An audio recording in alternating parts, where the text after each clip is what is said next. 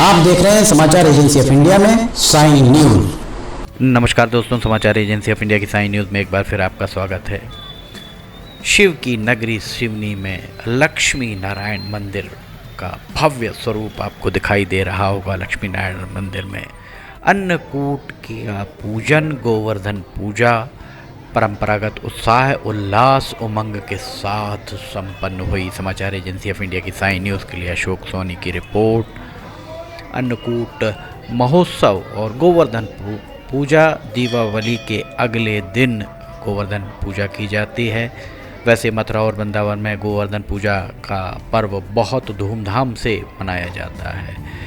इसी तरह अन्नकूट महोत्सव भी बहुत ही धूमधाम से मनाया जाता है। अन्नकूट महोत्सव के दिन गाय के गोबर से सभी अपने अपने घरों के आंगन को लीपते हैं और गोवर्धन पर्वत की प्रतिमा बनाकर उसका पूजन करते हैं, जिसके लिए अन्नकूट का प्रसाद बनाया जाता है। यह प्रसाद विशेष होता है क्योंकि माना जाता है जब बारिश के कारण सभी ने पर्वत का सहारा लिया था, तब भोजन के लिए जिसके घर में जो सब्जी उपलब्ध थी वो लेकर आए और सभी सब्जियों को मिलाकर आग में पकाया गया। तभी से सब्जी को गोवर्धन का प्रसाद माना गया। समाचार एजेंसी ऑफ इंडिया की साई न्यूज़ के लिए अशोक सोनी की रिपोर्ट। यहाँ आप देख सकते हैं लक्ष्मी नारायण मंदिर में गोवर्धन पूजा और अन्नकूट महोत्सव के दिन प्रसाद ग्रहण करने कितनी तादाद में यहाँ श्रद्धालु आपको दिखाई दे रहे होंगे। समाचार एजेंसी ऑफ इंडिया की साई न्यूज़ के लिए अशोक सोनी की रिपोर्ट। गोवर्धन पूजा और अन्नकूट महोत्सव दोनों ही एक साथ मनाया जाता है। दिवाली के अगले दिन गोवर्धन पूजा की जाती है। एक कथा है जिसके अनुसार भगवान श्री कृष्ण ने ब्रजवासियों और जानवरों को द्वापर युग में इंद्रदेव के प्रकोप से बचाने के लिए अपनी छोटी उंगली पर गोवर्धन पर्वत उठाकर सबकी रक्षा की थी। तभी से इस पर्वत को पूजनीय माना गया है और तभी से दीपावली के उपरांत दूसरे दिन गोवर्धन पूजा और अन्नकूट महोत्सव मनाया जाता है। ये ऐतिहासिक मठ मंदिर प्रांगण का आपको नज़ारा दिख रहा होगा। मठ मंदिर में गोवर्धन पूजा और अन्नकूट महोत्सव के दिन यहाँ पर भोजन प्रसादी लोग ग्रहण कर रहे हैं। प्रसाद के रूप में अन्नकूट का प्रसाद ग्रहण करना अपने आप में एक बहुत पुण्य का काम माना जाता है। समाचार एजेंसी ऑफ इंडिया की साई न्यूज़ के लिए अशोक सोनी की रिपोर्ट। अन्नकूट चढ़ाने के पीछे की कथा के बारे में कहा जाता है कि गोवर्धन पूजा के दिन मंदिरों में अन्नकूट उत्सव का भी आयोजन किया जाता है।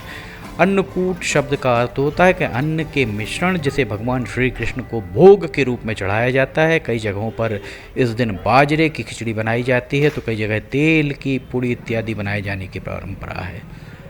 पूजन के उपरांत इन पकवानों को प्रसाद के रूप में भक्तों के बीच बांटा जाता है। मंदिर में अन्नकूट उत्सव के दौरान जगराता किए जाने की मान्यता भी है। पूजा में लोग भगवान श्री कृष्ण की आराधना करके खुशहाल जीवन की कामना भी करते हैं।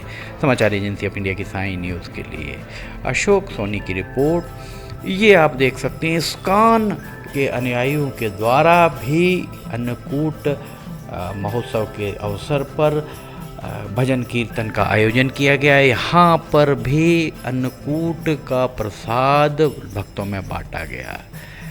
अन्नकूट भोग का आधार ये मान्यता है कि भगवान श्री कृष्ण ने गोवर्धन पर्वत को अपनी सबसे छोटी उंगली पर उठाकर गोकुल वासियों को भगवान इंद्र के प्रकोप से बचाया था।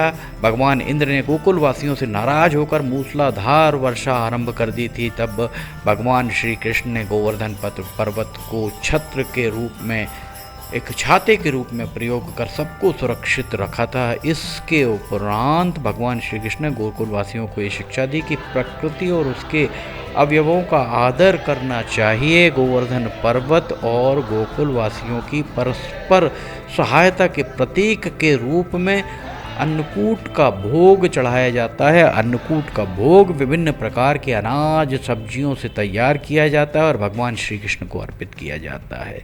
ये पर्व कृषि और अन्न की महत्ता को रेखांकित भी करता है और स्मरण कराता है कि मनुष्य को हमेशा प्रकृति के प्रति कृतज्ञ रहना चाहिए। गोवर्धन पूजा का यह उत्सव न केवल सनातन धार्मिक आस्था को मजबूत करता है वरन ये प्रकृति से सामंजस्य बनाए रखने की प्रेरणा भी देता है। इसलिए अन्नकूट का भोग गोवर्धन पूजा का एक अभिन्न अंग है और जो भोजन और भक्ति समर्पण सभी के प्रतीक के रूप में जाना जाता है। समाचार एजेंसी ऑफ इंडिया की साई न्यूज़ के लिए अखिलेश दुबे की रिपोर्ट ये आपको यहाँ दिखाई दे रहे हैं। इस्कॉन का ये नज़ारा दिखा रहे हैं। फिलहाल हम इजाज़त लेना चाहेंगे, हम फिर हाजिर होंगे। जय हिंद।